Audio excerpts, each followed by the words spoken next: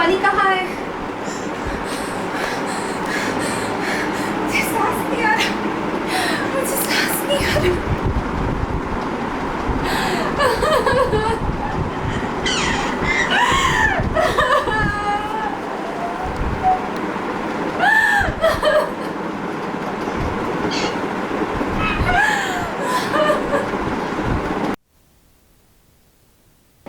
अस्सलाम वालेकुम आयशा, आपको कैसा महसूस होता है?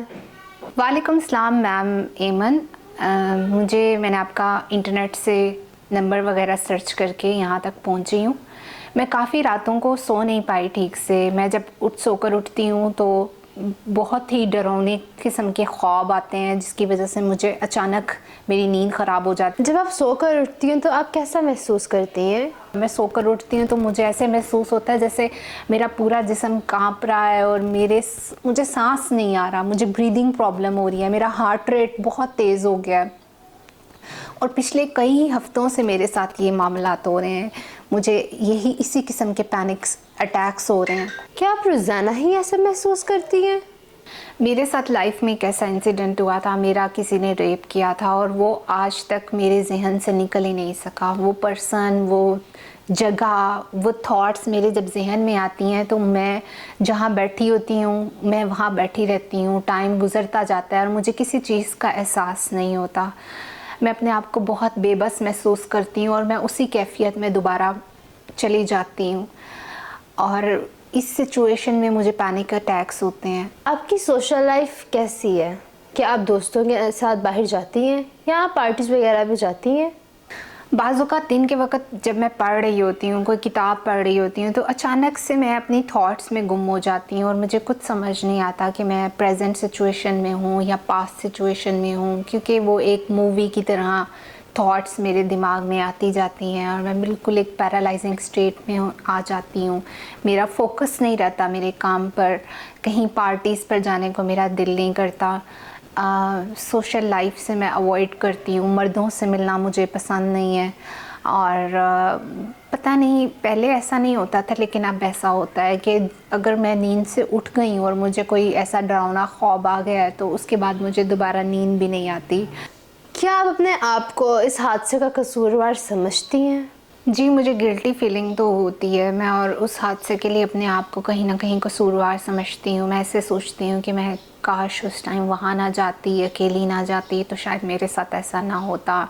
कहीं ना कहीं मैं सेल्फ़ ब्लेमिंग कर रही होती हूँ कि शायद मेरी ही गलती की वजह से मेरे साथ सब कुछ हुआ है। क्या आप मेडिसिन इस्तेमाल करती हैं अपने आप को रिलैक्स करने के लिए? नहीं, मैं बिल्कुल भी कोई मेडिसिन्स वगैरह यूज़ नहीं कर रही। पहले मैंने कुछ एंटी डिप्रेसेंट्स वगैरह यूज़ किए थे लेकिन अब तो मैं बिल्कुल भी कोई मेडिसिन्स यूज़ नहीं कर रही। लेकिन मुझे लगता था कि मुझे साइकोथेरेपी की ज़रूरत है या आप मुझे कोई ऐसी टेक्निक्स वगैरह सिखा देंगे जिसकी वजह से मैं प्रेजेंट में रह सकूं और अपने पास्ट को मैं कहीं भुला दूं। डिसोसिएशन के बारे में आप क्या जानती हैं?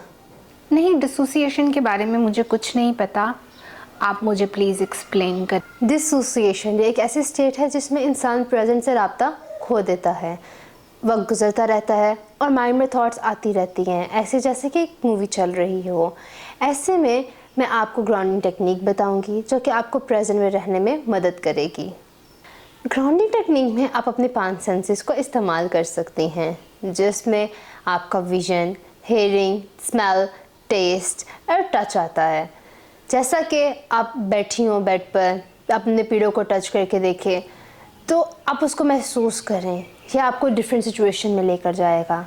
आप परफ्यूम लें, स्प्रे लें, आप उसको स्प्रे करें अपने रूम में तो वो एक आपको डिफरेंट सिचुएशन में लेकर जाएगा। आप उस फ्रेगनेंस को महसूस करेंगी जो कि आपको प्रेजेंट में रहने में मदद करेगी। आप बाहर आएँ, अपनी फ्रिज में देखें क्या पड़ा है, उसको टेस्ट करें। अगर आपकी कोई मनपसंद चीज़ पड़ी है आपको वो भी डिफरेंट सिचुएशन में लेकर जाएगा। आप उसको बहुत मज़े से इंजॉय करके खाएंगी जो वो आपको प्रेजेंट में रखेगा।